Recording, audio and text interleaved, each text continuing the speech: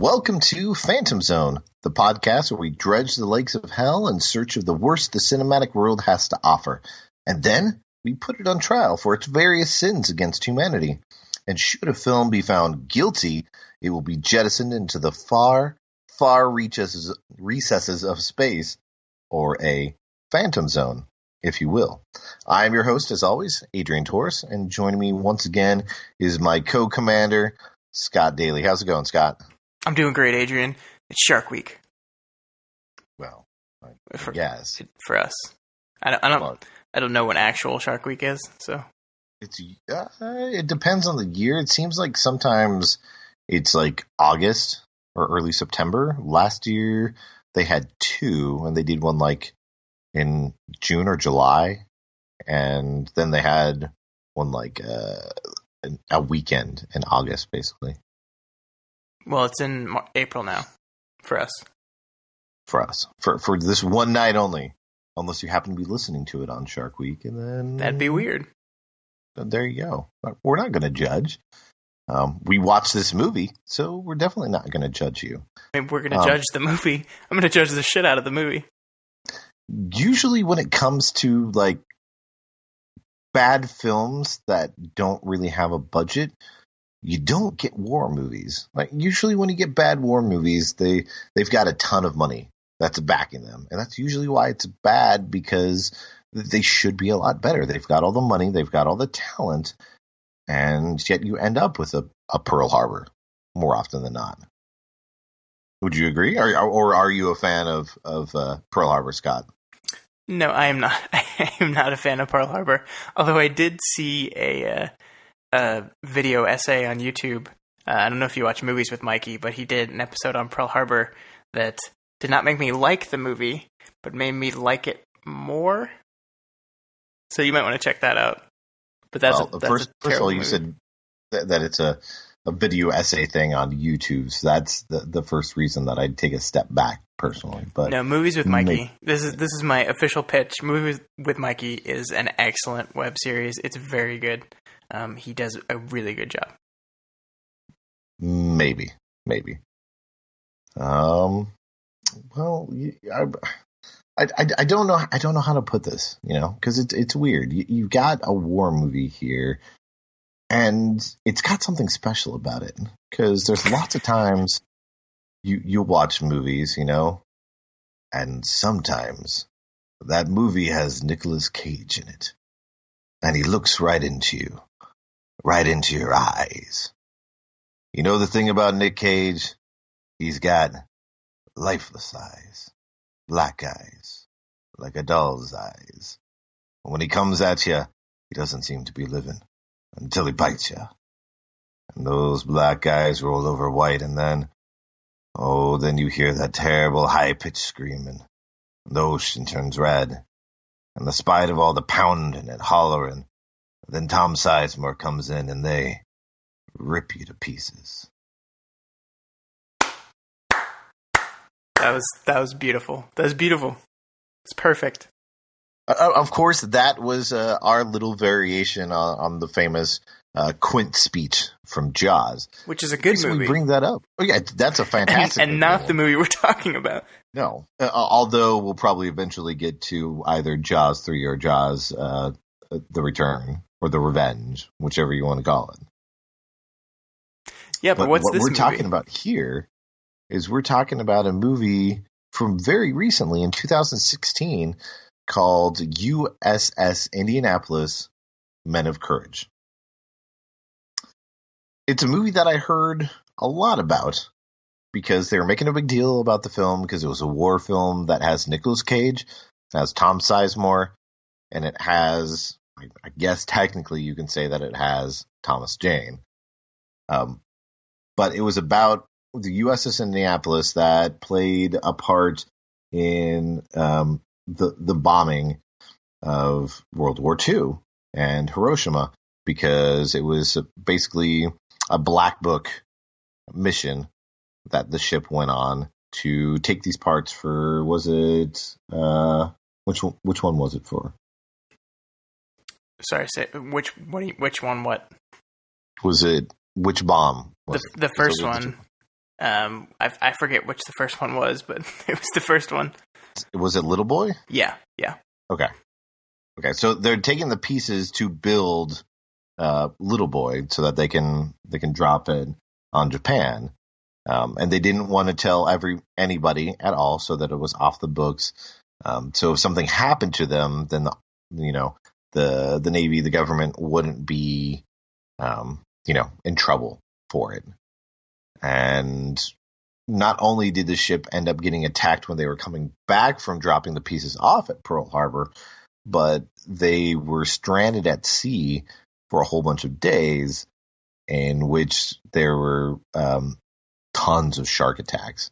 And even IMDb, their synopsis for it is really, really short for the movie, because it says during World War II, an American Navy ship is sunk by a Japanese submarine, leaving 300 crewmen stranded in shark-infested waters, which gets to the heart of the story. And it's very famous and it's very tragic.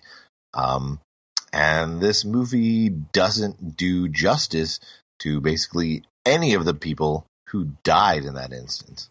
Yeah, you're right. And I think that's probably the worst part about this film. It's trying so hard because it recognizes the importance of its role here to honor all these men that died.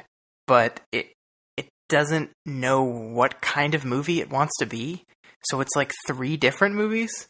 And it has an idea of the movies it wants to be. It just doesn't know how to A, replicate them with a budget that they have, or B, understand what makes those movies work.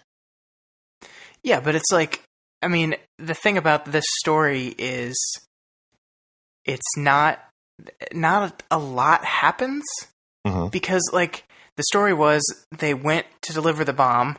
They delivered the bomb without incident. Then they left. Then they got surprise attacked by a submarine who shot them with 2 torpedoes. They sunk, and then they hung out in the water, slowly being picked off for a few days, and then got rescued. And that's the story. Let's go back for a second, Scott. I don't think we'd say they hung out in the water when their ships have been destroyed and they're stranded and left for dead in the water. Well, yeah, but there's nothing for any of these people to do at that point. And the movie didn't. I think maybe it wanted to stick as closely to the actual story as possible, so it didn't invent.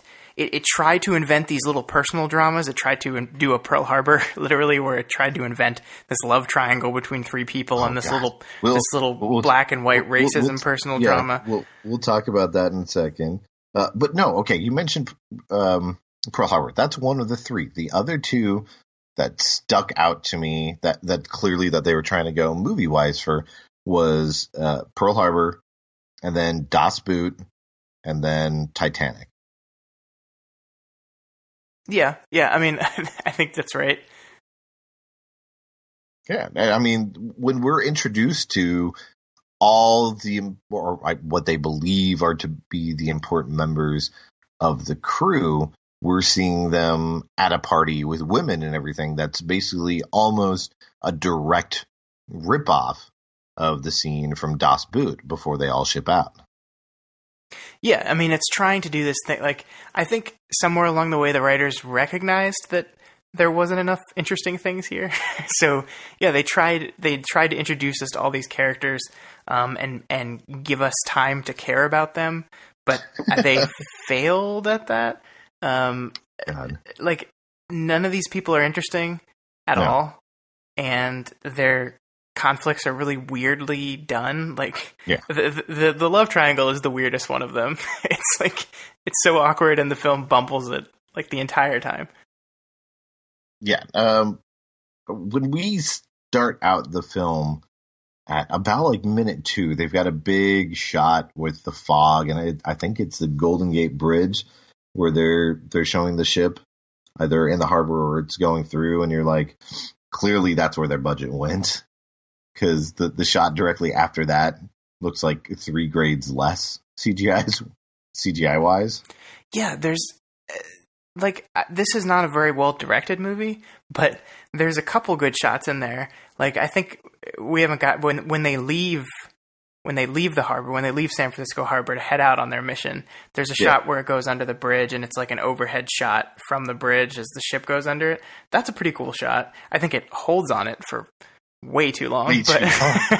But yeah, I mean, there's good shots like that. And then there's the first time we really meet Nic Cage when he's talking to a picture of his wife, and he's looking straight into the camera the entire time. Exactly. No, that's what I was going to say. You don't find out that it's a picture of his wife for like a second or two because he's just staring directly into the camera. And I just wrote, I was like, great, we're at minute 6 and already Nicolas Cage is just talking directly to the camera.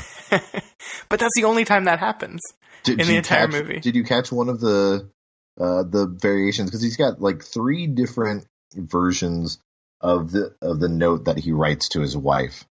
And one of them has the phrase, "There will always be war until we kill our species." Why do I think that like that was a Nic Cage ad lib? It sounds like one. It sounds like a Cageism. Yeah. And that's like, man, he's so reserved in this movie, and he could have really gone crazy. And there's a couple moments where he turns the caginess up a little bit, but it's just disappointing. Yeah, no, I completely agree. So we meet him. We meet a couple people that are on the ship. You meet Tom Sizemore, who it's Tom Sizemore. That's usually a sign that you should probably get away from the film. He's not what I call bad. Like, he's trying in this movie. You can tell. Like, he's like, this is my chance. I'm in a movie where I'm going to be acting across from Nicolas Cage. This is how I can win back people's favor. People will forget about the fact that I wrote this story for a Steven Seagal movie last year. Yeah, I mean, he feels like he's cast because people were like, oh, get that guy that's in World War II movies. Well, you could do it. Or just war movies in general. Yeah. We also meet a whole bunch of the crew members doing various different things, whether they be on the actual ship itself or just kind of how they're going through their day-to-day life. We meet 2 guys who are friends. I cannot remember their names for the life of me. I can't remember anybody else's name. We'll get to the character that I feel the most bad about for not remembering his name because every single character says it. But these 2 buddies, one of them is from New York, and his friends bring the New York guy to this house of a local judge because he likes the girl there. But I was confused about this because when they're going, the way they're talking, they're making it sounds like the guy who's taking his New York friend is going there and mentions that he's going there for the girl who's there. Yeah. But it turns out that it's the New York guy who's in love with the girl. Well, it's like a love at first sight thing. Like he brings his friend to meet the girl that he's been in love with since he was a kid, but never made a move on. And they have a quick dance party on the second floor, which is like hilariously choreographed and like really weird. It's just really weirdly shot. It's awkward. It's like the movie fully goes into a musical, and like the way the cinematography shifts is to they're actually shooting a musical. It's so weird. But yeah, then they have this dance moment, and then they fall in love, and the buddy's just standing there like, because in the next scene, that seems like it's the next day, he's ready to propose to the girl. Yeah, I think they say it's 3 months later, but you're right. It is a rough transition to where we see him picking out a ring. It's so that's our love triangle. And he's going to go and he's going to propose to her, and he ends up getting shut down, and he happens to be near an alleyway where a whole bunch of other crew members are. You see people at the movie theater, a whole bunch of different Navy people. And, of course, because of the time that it takes place in, you've got segregation. So you've got the colored section in the balcony area. And you meet a character for the first time when his friends are saying, oh, that's that dude who's saying shit about you. Are you going to kick his ass? Oh, you should totally kick his ass, which, of course, leads to a fight in the alleyway.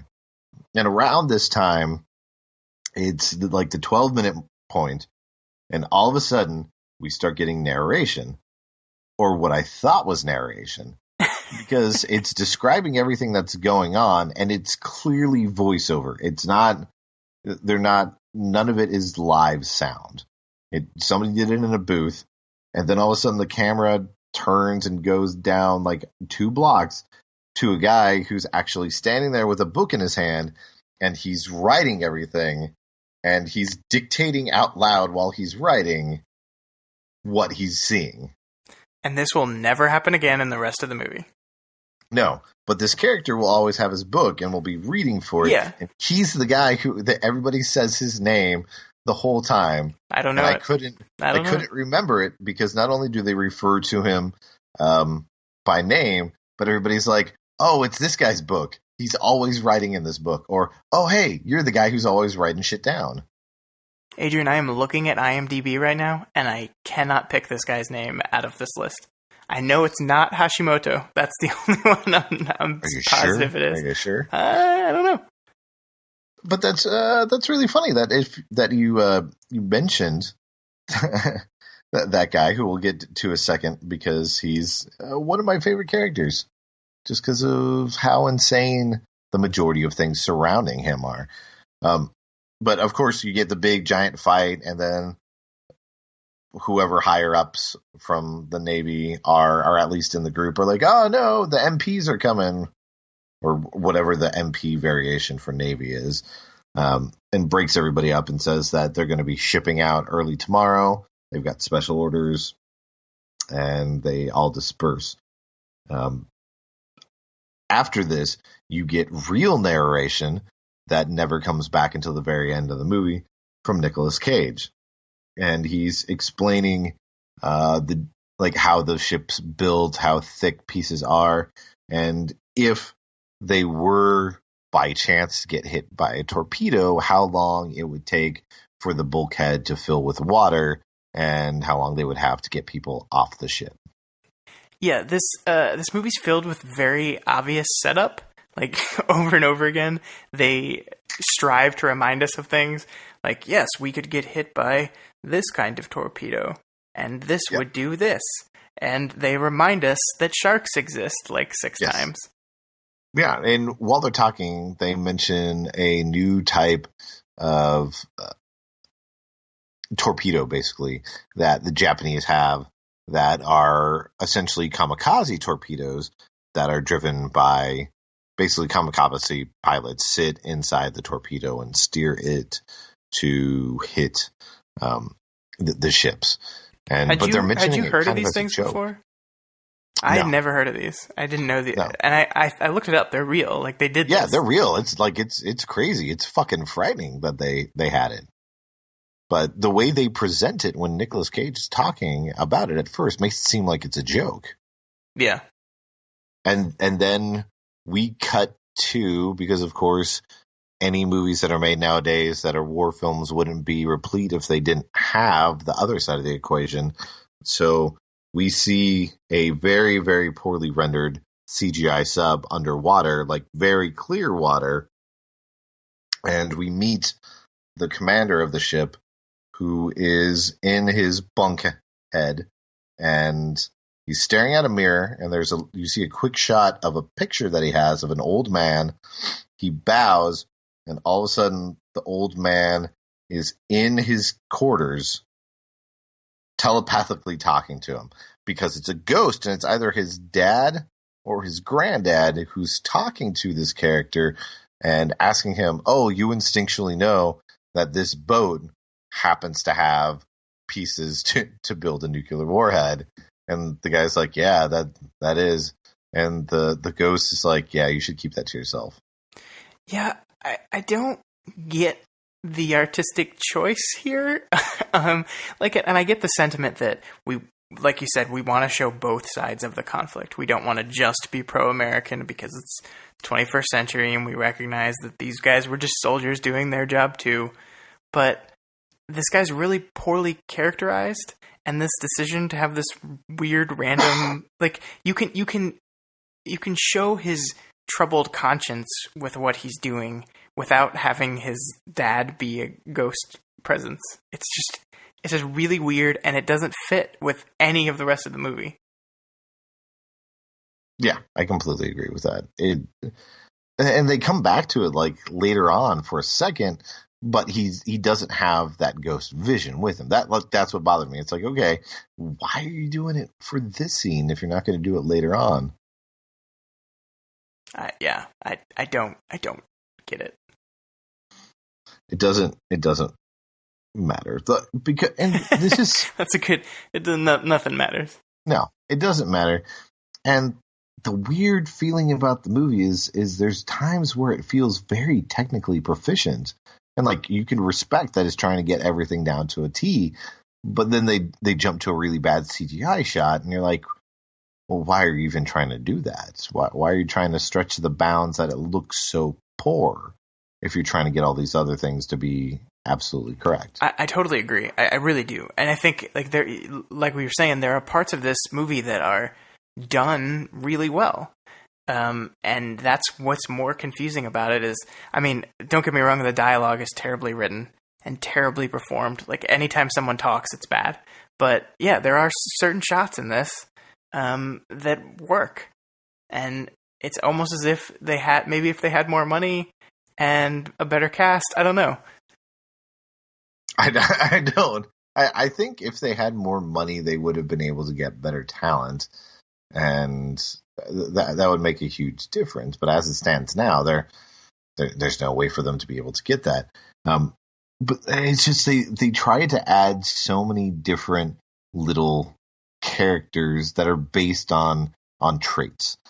You've got the one crewmate who's identified by the fact that he is a gambler. But he's a skinny, squirrely guy who has glasses, but then there's also a skinny, squirrely guy who's kind of the radar of the picture. And they look very much alike. They just have different color caps. I could not tell you right now which was which.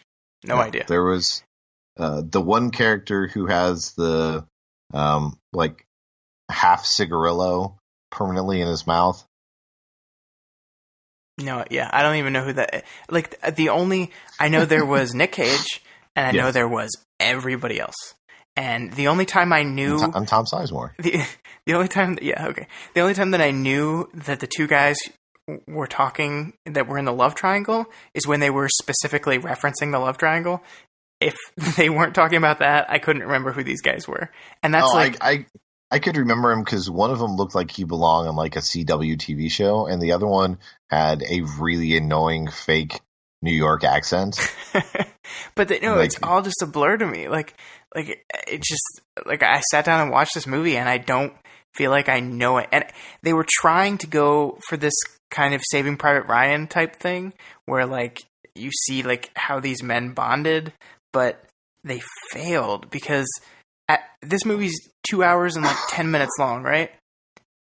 But it doesn't feel like it spends like any time on anything. Like it feels like it's jumping from thing to thing as fast as possible, which is crazy considering how long it is, and it feels like a long movie. But like we get time with these people at the beginning, but not enough. Like we don't get to see them interact with each other enough to get it. And I don't know. It's just like I can't. We haven't said anyone's name because I don't know any of these people. No. And around this time, and it even features one of these moments where you're like, wait, why did that just happen? But when we see Tom Sizemore, like the second time, he's giving a weird, meandering, like walk and talk, where he's just walking through parts of the ship and he's explaining to people how pieces of the ship work, and if you were to fall into the water, what would happen, if the sharks are about. And he's walking the whole time and everything, and then he holds up this cage and he goes, oh, thankfully, but we've got this good luck dove.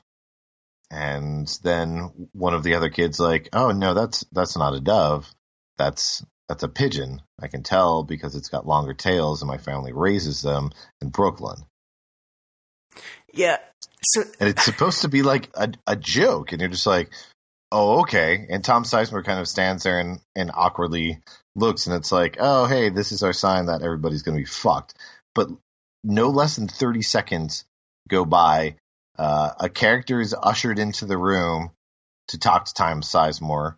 I think he may have messed up when they were running the drill in the scene before, but Tom Sizemore's like, "Oh, hey, it's you," and walks over, and he's like, "Look at this guy," and just punches the guy in the gut and walks away and continues on with the scene. Yeah, doesn't it feel like when they were writing this, maybe they just sat down all the men that lived it and like grabbed little anecdotes and stories and then tried to mash them all together into a movie? That's what it feels like to me, because like the detail of the dove / pigeon feels like it's a story that they heard from someone. It's like, oh, we got to work this into the movie. That's great.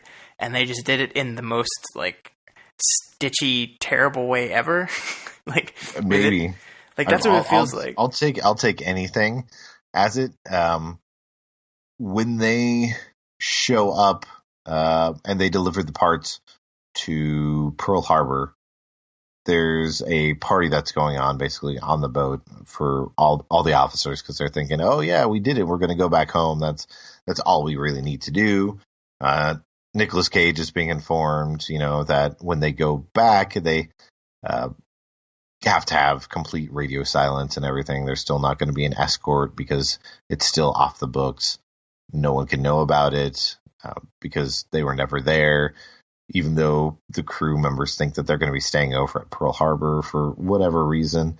And they're having this big party, and the second in command of the ship, whose dad is higher up in the rankings and is a prick the whole time, ends up finding out that the party's taking place and tries to break it up. And it's the rooms. I think there might be a couple African Americans that are off to the side.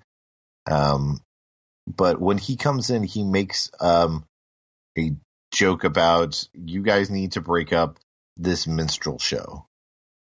And I was like, whoa, why are you saying that specific joke? It doesn't fit with anything that's going on in the scene. I don't know why someone would just write that. And then it feels even stranger when you realize who the director is. And Scott, do you know who directed this movie? Peebles. Yep. The MVP himself. New Jack Mario City. Van Peebles, who's done such classic films as New Jack City, Solo, Posse, and a handful of others, directed this movie.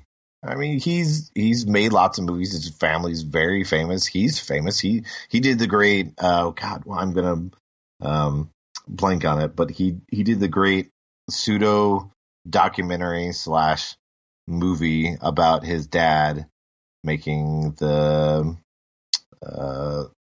Badass song. Isn't that what it's called? Oh yeah, I think the movie's called Badass with a bunch of S's. Yeah. Yeah, and it's sweet, whatever. Yeah.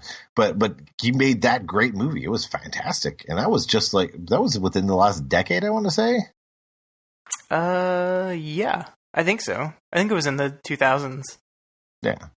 And so getting this movie, it has none of the energy that he's had in any other film. And it feels like somebody who's making all the wrong decisions. Yeah, it's getting a handle on this movie is kind of tough, right? Because it's it feels like we want to make epic war movie. We want to spend $30 million, if even that. And it's like those are mutually exclusive things. Like you can't do that. And I wonder what convinced everyone involved with this movie that we needed to tell this story now. And we need to tell not just a portion of the story. Like, this isn't a movie about the shark attack. This isn't a movie about them delivering the bomb. This is a movie about what happens to the captain afterwards. This is a movie trying to tell the whole story at once. If something like the History Channel turned this into a miniseries, it'd be like a 6 or 7 part series. Yeah. And I mean, they'd find a way to make it work. And here, yes, the budget constraints play a big part. But if you're wanting to tell this story, you have to have the budget. We honestly on here feel bad at the times that once we get to the how do you fix it section, that our answers are you don't make it. But for a film like this, if you're making a war movie where you have to have actual ships, you have to be able to fire torpedoes, you have to have submarines, you have to have CGI sharks, a budget is your first most important thing. And if you aren't able to cast somebody like a Nicolas Cage in that movie, boo-hoo-hoo, go that route. Right. And I think the other thing, and we've talked about this a little bit already in the fact that we can't remember any of the names of the characters, but there really isn't a protagonist in this film. Like, it kind of sets it up for it to be Nick Cage's character, but he's not really, because he doesn't really do much of anything. And like he's the entry point, but he doesn't do anything, and he doesn't really connect or have a ton of scenes that he's in with lots of people. There's plenty of times where he floats through a scene, and then the scene stays on everybody else that's in the room, and that even happens in a few minutes here too. But then the conceit of the movie, the end of the movie, the third act, is all about him and his struggle. So if you're going to make that movie, make that movie. And but not only is it about that struggle, it's about these men who trust him implicitly and are sitting in this room just like, oh, I can't believe they're treating him this way. But when the sub gets hit, it's not until minute 41 of the film. Yeah, which is insane. Especially since, like, nothing happens. It's like... It would be different if, like, they... we're taking the bomb to that island and like we're being hunted by submarines and there was some close calls. No, they just literally like one minute they're leaving Pearl Harbor, the next minute they're delivering the bomb, and then the next minute they're hit by a torpedo on the way back. In the middle there, the Japanese fire one of their kamikaze missiles, and they realize that it's just a merchant ship and it's not actually the naval ship that they're looking for. There's gambling that's going on in the kitchen. You're getting more stories about the love triangle, and like, but none of it's worth mentioning because none of it has any weight because you don't care about any of the characters. It's just happening. Blah blah blah blah blah. They have a scene where they're doing a drill out in the middle of nowhere, I guess, just to see how long it takes people to load the guns and fire them, and they're firing actual rounds. And it turns out that, and again, we're talking historically, it's not us, it's just a history thing. The colored gunners that they have are the people who complete the drill perfect and on time.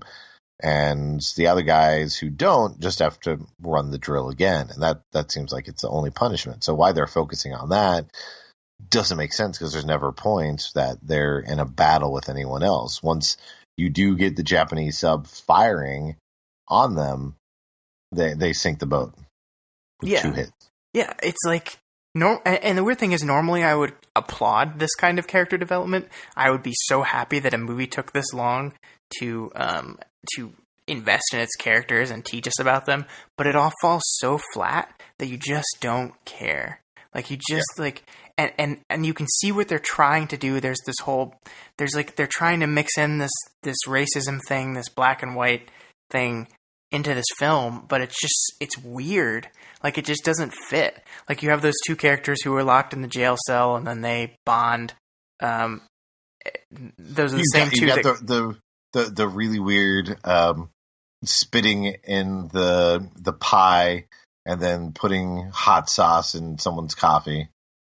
Yeah, but it's like it's so just thrown in there. Like, and that's what I mean by the fact that it feels like someone gathered a bunch of stories and then tried to, sew together a complete narrative out of it. And they just give up for like 6-7 minutes after the ship's been sunk, and they go into Titanic mode, even with people going back onto the ship and to save other people. The guys who are in the cells, one of them's able to get out, and the other guy is trapped and is like, oh, you got to help me out. And so he does, but you don't really know the characters, so you don't feel anything for the stakes that are in place. Nicolas Cage is running around the ship trying to get everything organized and get the men off as best they can. And then he exits the ship himself. He gets blown the fuck off. He's standing in front of a doorway and he's saying, "Oh, just jump. You're going to be fine." And all of a sudden there's an explosion that causes a terrible CGI ragdoll effect of his body twisting in the air as he's jettisoned off the ship, lands in the water, and as he's trying to get up to the surface of the water, there's a shark that just happens to brush past him. He's fine though. Don't worry about it. He's okay, but when he got blown off there, I busted out laughing. Oh, it was hilarious. It's this terrible emotional scene and the terrible cheapness of the film. Yeah, it's great.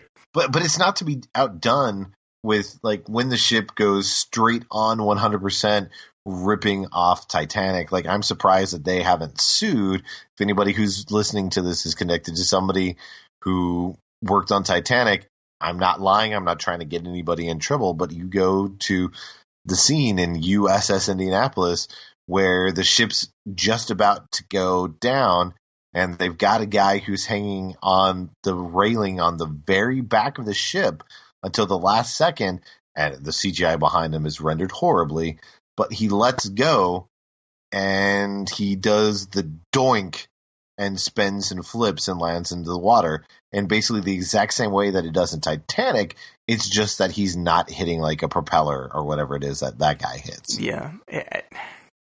I don't know. But it was exactly the same. Like, I was surprised. I'm like, that's fucking crazy that you decided that was the only way to film this. Let's take the most tonally awkward moment in Titanic and throw it into our war movie honoring these heroes. But Nicolas Cage is alive. He's able to find a small little raft, but he's been separated from his men. He does find one guy who's unfortunately passed away, and Nicolas Cage has a nice little moment where he feels bad that one of his crewmen's dead. And then it jumps a whole bunch of hours. We're not really told how many, but he ends up coming across Tom Sizemore in one of my favorite moments in the entire fucking movie. Yeah, like you said, Tom Sizemore is going all in, and he's just loving this chance to lay in a raft with his foot in his arms. Well, you don't see that at first. He's just in the raft, bleeding, and sees Nicolas Cage. He's like, Captain, you made it. Oh, Captain, I'm so happy to see you. I'm so glad you made it. And then he's like, the morphine, Captain. The morphine. Can you? Thank you. And then the second that he pricks him with the morphine, and Tom Sizemore just has a smile on his face and is holding his foot in his hand and showing it to Nicolas Cage and just goes, "Ain't this a hell of a damn note?" But just like that, just like he's not bothered at all. He's been in this raft alone, bleeding to death with another dead body that's over in the corner for probably like 6 or 7 hours, just hanging out, holding on to his foot, doing well. And I want you to think about how he got in this situation. So let's pretend, so either his foot was blown off in the water, or his foot was blown off while he was still on the ship, and then he abandoned ship and swam while holding his foot. Like, the fact that this man, like, saved his foot is like, I want to know how he managed to do all these things. Even though it's jumping ahead, and we'll come back, but poor Tom Sizemore, I don't know what happened on one of the days of shooting, but you see him at this point, and he's partially covered in blood. You see him in the next scene with another character, like maybe 5-10 minutes later, and his shirt's completely red, looking like it's soaked, completely covered in blood, 100% in blood. And then it cuts to a night scene where he's sitting and listening to a guy read from a book, the guy who was writing earlier, and Nicolas Cage comes up and is talking to him for a second, and his shirt is completely white. He changed. And then it goes back into the final scene that he has where it's covered in blood again. Adrian, he has a day shirt and he has a night shirt. And the day shirt is bloody. And then the night shirt, when nobody can see you, is the one that's clean? Exactly.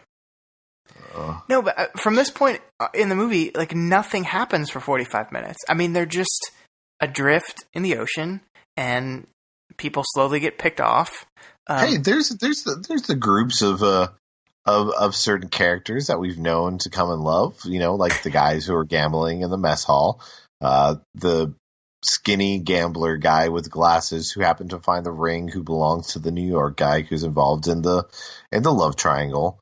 The New York guy who's casually talking to his friend about how much he loves this girl, and then 5 minutes later, his friend becomes delirious and is convinced that he's going to die and just yells out loud while everybody's around that he's really in love with this girl. And his buddy doesn't seem too broken up about it. Yeah, but there's no conflict. Like, there's no stakes. I mean, it's the sharks. Yeah, but they're those are so bad, and they happen so, like, randomly and without any kind of build up. The CGI sharks is what they're you mean. So is so awful. Correct? Yeah, no. Because they mix it with the actual shots of sharks that are swimming around, and a couple of the shots that they have of the sharks don't make any sense, because they've got, you know, a school of, you know, tiger sharks and a couple other sharks, and then it'll cut to a shot of a great white that's supposed to be in the same vicinity of the area, and you're like, okay, you're going to shots of like 3 different groups of sharks, none of which are known to have, you know, the same habits of being in the same place. They're going to come at different times. It's not. You don't understand. My favorite part is when they jump out of the water to get the people that are sitting on the rafts. They look worse than Sharknado. Yeah, and they act like Jaws. Jaws acted unshark-like for a very specific thematic reason. These sharks act unshark-like because movie says so. Yes, because they don't have the budget to show an entire shark, because you get the underwater underbelly shot of a shark swimming forward, and then you get a shot of a shark erupting from like a wave. Yeah, and I think it's about 40 minutes left to go in the movie when they get rescued. Well, because they build up to the rescue. The first time we see one of the people who's famously involved with the rescue is Tom Jane's character, and he's just flying around basically and giving his co-pilot shit. And like, they don't even see him. Like, he just happens to be flying around because they're like, we got Tom Jane, we're going to use Tom Jane. And so they had to give him an extra scene because he's just talking, giving this guy shit, and he's in the vicinity.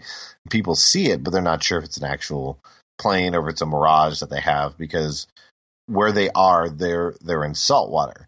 And so everybody's making sure, hey, don't drink the salt water because A, you're going to die, and B, you'll go crazy before you die. So people are trying to make sure not to do that, so they're dehydrated, and they're still seeing shit anyway, so they don't think that it's an actual plane. We get plane 2 that happens to be passing by and sees them and is like, fuck, there's people in this water. We should probably call that in. And when they call it in, the person who receives it, his commanding officer is like, no, don't send anybody out there. We don't know. It could be a spy. Like, yeah. This is a really well orchestrated Japanese trap. Yeah. But it's just, it drags on. You don't really care. Tom Jane, when he does see them, decides that he's going to land, even though he doesn't have a ton of fuel. And because his plane isn't built for a whole bunch of people, he actually ties people down with like bungee cords onto the wing of the seaplane that he has, which is actually something that happened in the true story. This character is named after a real guy, like a couple characters are, and he was the one who saw them, called it in, responded, landed, and strapped them to the hood because he wanted to be able to take as many as he could. And by strapping all these people to the hood of the plane, it caused it so that it bent, like the frame and the wings spent. And after he got them back, they had to decommission the plane because it was never going to be able to fly again. Yeah, he broke his plane. And so it's cool, but I mean, you don't find out that part. But it's one of the parts of heroism has nothing to do really with the guys, but it has to deal with him. But Tom Jane has one of my favorite moments in the movie where he's standing on top of the plane, and he's talking to people back at base, and he goes, "No, you don't understand. This is a Class A clusterfuck." And I'm like, thank you, Tom Jane. You just described this movie. He did. Yeah, I mean, this is... Tom Jane is not bad. It's just I almost don't know what to say because there's just nothing here. Like, no, and he's 5 minutes, and the reason we're saying that there's nothing here is because they keep cutting to other bits. Like they cut back to the Japanese side to show that the Japanese commander is in his submarine staring at the people in the water and is constantly asking, "Oh, have we received our orders? We're supposed to go in. Should we save these guys? I know that we shouldn't because, we're enemies, but at the same time, my heart goes out to them." And then he just gets the message that, "Oh yeah, we're supposed to go back to the fleet," and they do. Yeah, the end. And it's like when you make an adaptation of like a real life event here, like most of the time you take dramatic liberties to like punch up the story because sometimes real life just doesn't have enough drama in it to make an interesting movie. And it just felt like they didn't do that here at all. No. Because you have plenty of people who are dying via the shark attack. And while the shark attacks don't look great necessarily, you don't care because you don't care about any of the characters. You haven't gotten to know them. And the characters that they do try to introduce you to just aren't very interesting. Like the character that you're supposed to care about at one point, the chaplain, you've only met at one point when they were throwing a party for him earlier in the film, but you don't know anything about him. You don't know how he's affected any of these characters, who he's tied in, why everybody on the ship seems to love him outside of that he's the chaplain.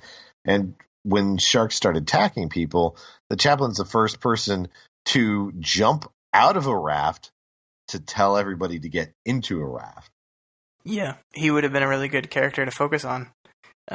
He would have been good having there be either a resolution or something standing in front of the writer character, because he died off screen as they had no remember, he doesn't, he lives, because that's a stupid joke that the movie makes, is because a couple characters find his book and they're like, "Oh my God, this is blah, blah, blah. His head's been bitten off by a shark, but I'd know him anywhere because he's got this book." And literally 25 minutes show up, and then all of a sudden they're like, "Oh my God, dude, you're still alive. We found your book. I totally missed that. We thought you were dead." And he's like, "Oh yeah, I gave it to this other sailor for comfort." And it's like, okay, you made a big deal about saving this book earlier in the movie.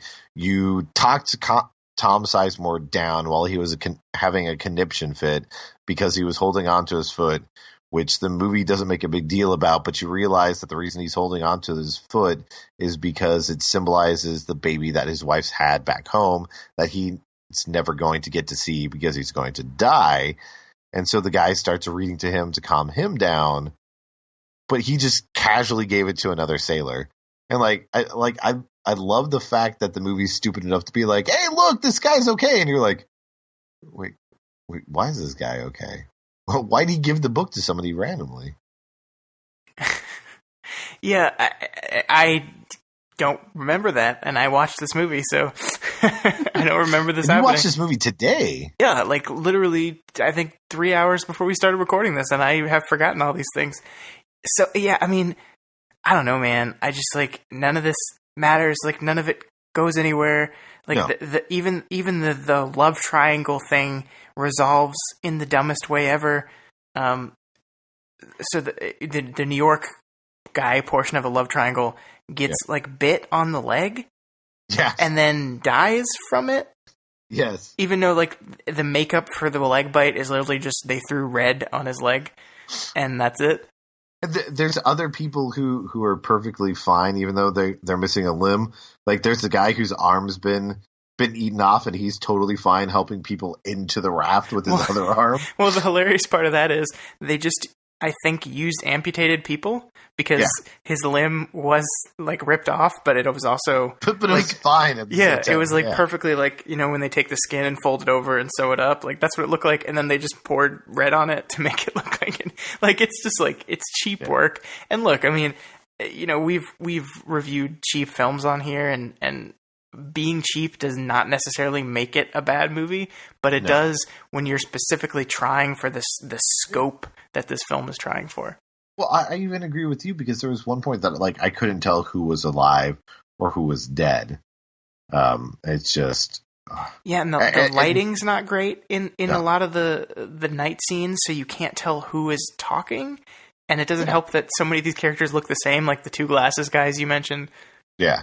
And when they do get saved, they go straight to a courtroom drama aspect, because they make a big deal about the fact that Nicolas Cage, because it was an unsanctioned thing, they're going to hold him accountable for everything that happened. They're going to try to present it as if he didn't do the right steps, that you're supposed to be evacuating a ship, even though these people, you know, helped end the war, basically. Yeah, but it's a courtroom drama on fast forward. We see, like, I think there's like three testimonials. We see one crew member. We see Nic Cage give his own, and then the surprise guest is the Japanese commander that comes in to testify. Yes. Who it seemed like they didn't vet at all. No, if you're going to call someone to the stand, you want to know what his answer is going to be. Yeah, because the lawyer was like, no further questions. He asked him a question. He's like, so is it? Do you think that he messed up and he should have done this maneuver like he was supposed to? And the Japanese guy's like, no, there was absolutely no way that he would have known to do the maneuver, because when we fired the torpedoes, was it too late? And they're like, well, you know, should he still have tried it easily? And he was like, no, because of the distance that we were, there was no way. And the lawyer just has a slack-jawed look at his face like, well, fuck, man, that doesn't help at all. And then he says, no further questions, and the guy they flew this man from Japan to answer one question and then get off the stand. And then they decide to magically have a recess so that Nicolas Cage can run outside and have an almost "you had me at hello" moment that comes off as some, like, ham-fisted mea culpa, basically, between the two of them when they're talking with each other. And it was just, it's so bad. Like, the dialogue is so bad between them. And the fact that one of the lines is, "We have forgiven ourselves as former adversaries. I hope one day we can forgive ourselves as men." And look, like, if this movie had been about these two commanders and, like, the things that they did and the guilt that they felt for doing those things, that would have been okay. But that's not what the rest of this movie was about. And suddenly we're trying to do this thing that, like, doesn't make any sense. Yeah, they have that. They end up reading the verdict. Oh, I'm sorry. They only read the not guilty verdict, which is... Yeah, they read it, and then it's silent, and everybody's like, yay. And then everybody looks at the guy who survives the love triangle, and they're like, what's wrong? Why do you look upset? Everything's good. And he goes, no, they only read the not guilty verdict, saying that, like, 3 other counts he ends up getting charged for. Yeah. And because I guess they feel bad for what happened, it's just like, hey, this is on your record and you're going to be discharged, but we're not, like, going to throw you in jail or anything like that. So sorry about the situation. Sorry about you. Then Nicolas Cage gets, you know, a couple phone calls from people saying, you know, you killed my kid. You should have died. And he's consoled by his wife, who, for whatever reason, is like 20 years younger than he is. which it's just awkward every time they have a scene together. But Nicolas Cage's character ends up killing himself, and that's how the movie ends. Is he's got a whole bunch of newspaper clippings showing that everybody hates him for the death of all the people, and he grabs a little toy soldier that he had on the ship earlier in the film, and then he puts it back down on his desk and he shoots himself in the head, which is pretty depressing, but it for the most part follows the actual story, right? That the captain lived like a bit longer. The way they present it here is that it's like a couple years later when he commits suicide, but like he lived several more years, and it wasn't until he was like 70 or 72 that he just couldn't take any more of the years that he had where everybody was sending him death threats, phone calls, you name it.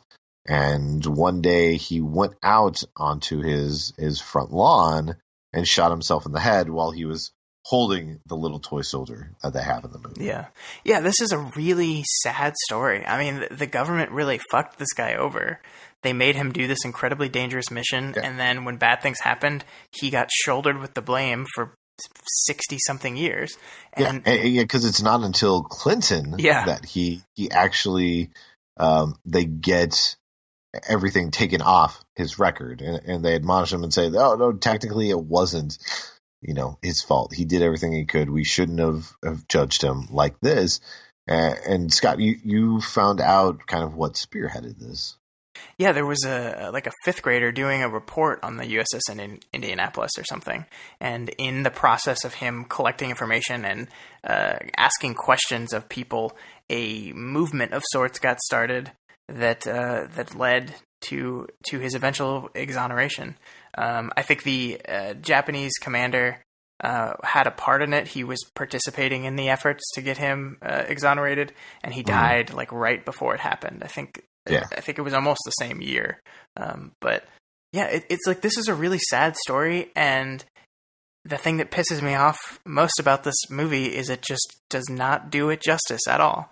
No. And when you get to this very end bit, you actually have like a cool postscript that's mentioning all this, and it has the pictures of survivors, it has a picture of Clinton signing the documents and everything, getting this expunged from his record, to clear his name.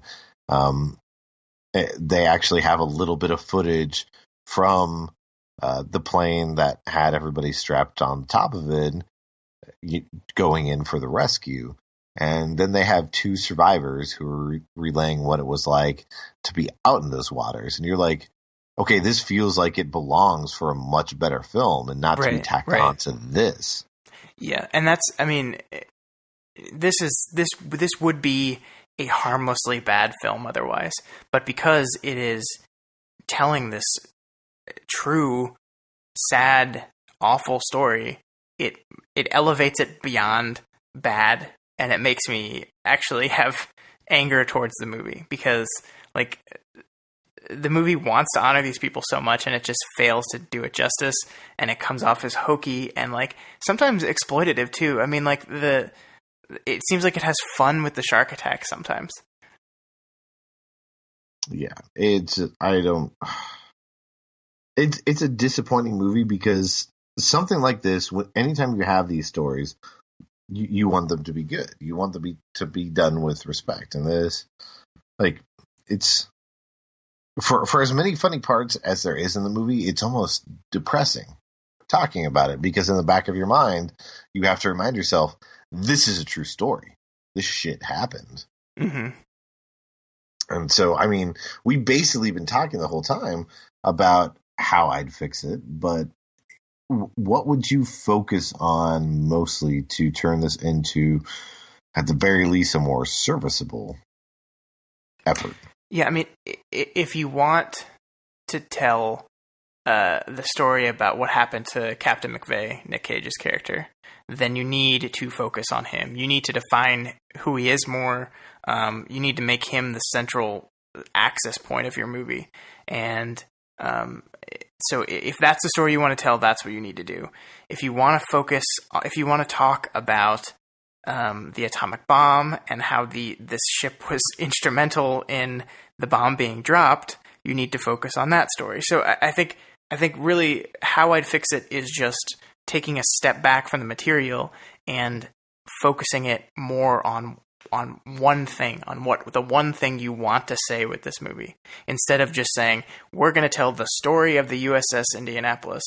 Yeah. And that means everything. We're going to throw everything at you and make it so none of it gets the time it needs. Yes. No, I completely agree with that. And I mean, it doesn't have to be just from McVeigh's point of view. There's got to be a book of this out there. Every major war event that's happened for the last 150 years has had some type of book. I mean, lots of the World War II movies that people know and love are based off of some type of book that came out around that time. You've got plenty of books that have been written about various different wars in the last couple of years, and people use that as a frame to work off of. And it works by having that piece, by having those details, but it gives you that strong foundation that you can jump from. At the same time, we mentioned a whole bunch of different times that you need that budget. If you're in a situation where you see that you're doing proof of concept work for the Sharks, battleships, or your ships, your submarines, whatever, you test that and you make sure that it's good. If it doesn't look to the level of quality that you would see even on TV nowadays, then you need to try to find either more investors or you need to go to the people. You've had lots of projects in the last several years that do something like Indiegogo, where it's like, okay, we have everything that's set. The special effects is what we need more. We need X amount of dollars to be able to get this done. This is what we're doing. We're making a movie about this. You tell people, especially because it's a war movie, you're going to have lots of people who are like, hell, I want to put a couple dollars in that to make it look good. And then you'd be able to get the funding to have all those elements tied together. Now, CGI in and of itself isn't going to fix the movie, but you're starting that process. If you get more money, you might be able to have more time to work on script elements, decide what you want to do. It's going to bring everything into a better focus. Yeah, I completely agree. I wanted to be more jokey in this episode and try to have more fun with this movie, and there's just not really a way to do it. It's not a movie that's fun to watch. It's like, and even laughing at it, you kind of feel bad because you're laughing at a thing that actually happened. Depending upon the parts. Yeah, I mean, that's true. But I don't know. It's just like, it's just sad. The story's sad and the movie's sad and not in a good way. It's just. Do you have a ray of sunshine? I think my ray of sunshine was when Nic Cage is in the water, and a shark swims up to him, and then it takes his face off, and then suddenly there's another face on him, and he's a different person, and then how many times are you going to try to work this in? Every time Nic Cage is there. I just want to know. Every time Nic Cage is there. Anytime that Nic Cage is tangibly involved, or John Travolta is somehow involved. Yeah, I mean, just a possibility. Yeah. Now, I have two ray of sunshines, and Real they're ones? actually in the fucking movie.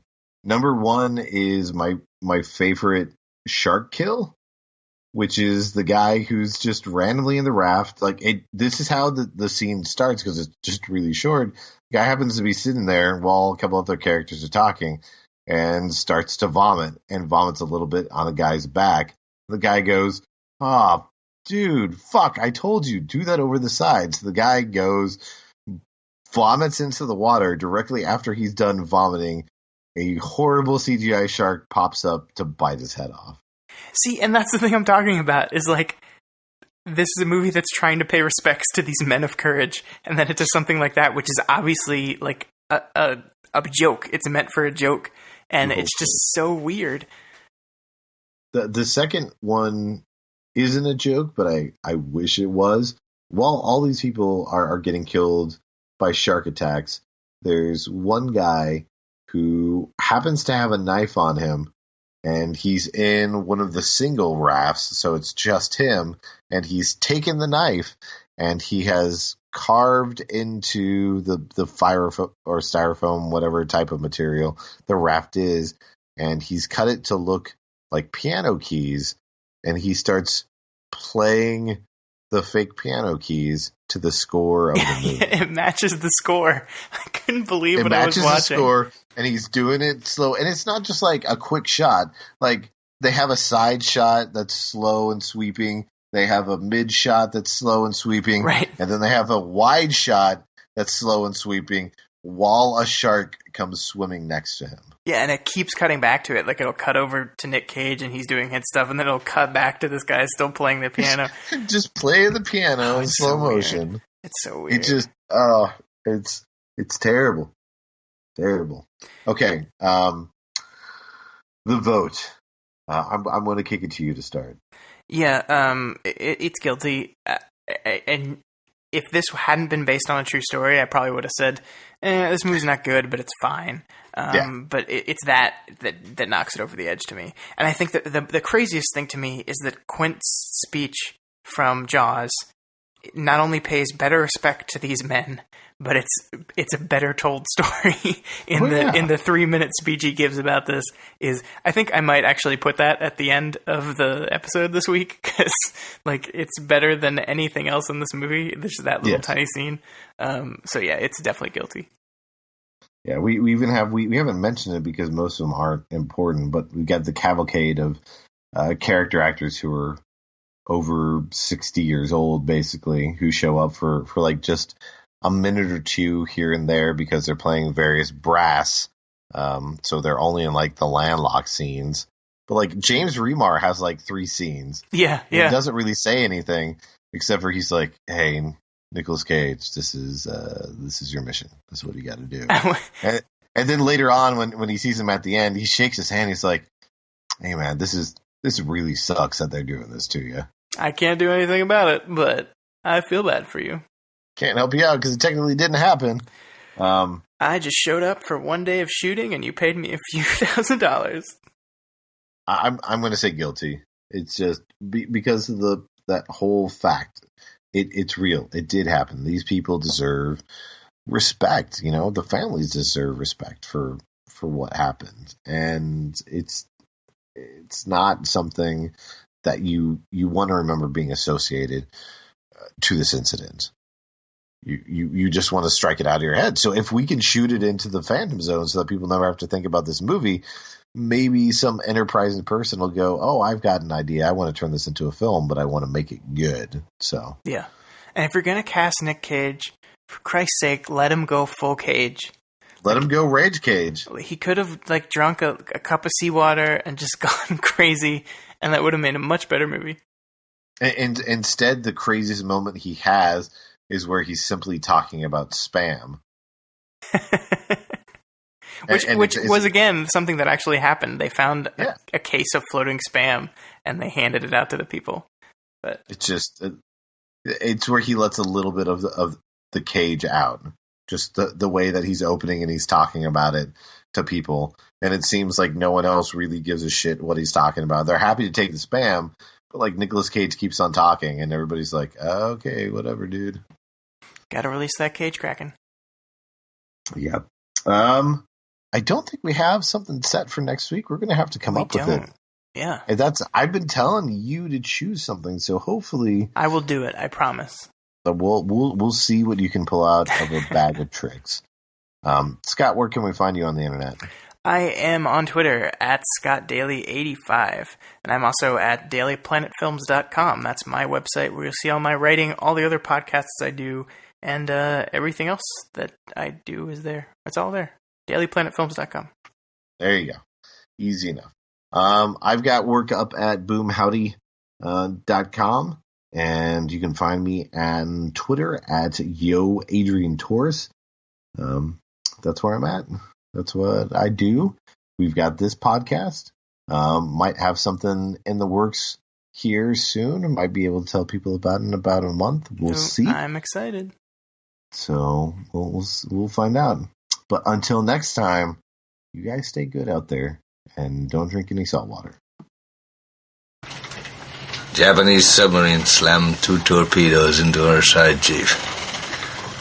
He was coming back from the island of Tinian to Lady. Just delivered the bomb, the Hiroshima bomb.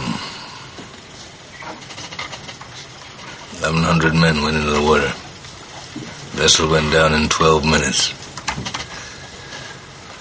Didn't see the first shark for about half an hour. Tiger, 13-footer. You know that when you're in the water, Chief? You tell by looking from the dorsal to the tail.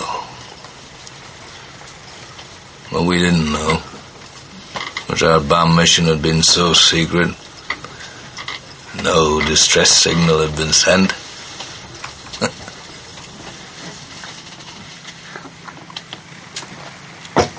They didn't even list us overdue for a week.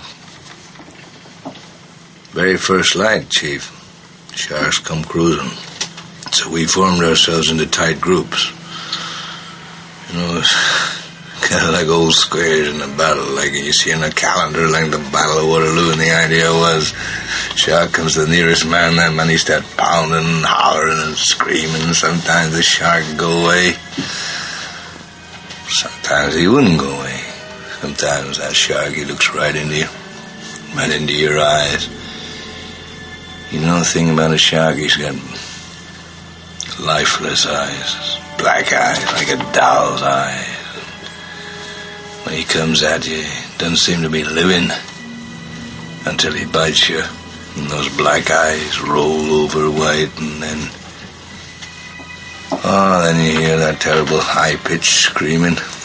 The ocean turns red, and in spite of all the pounding and the hollering, they all come in and they rip you to pieces.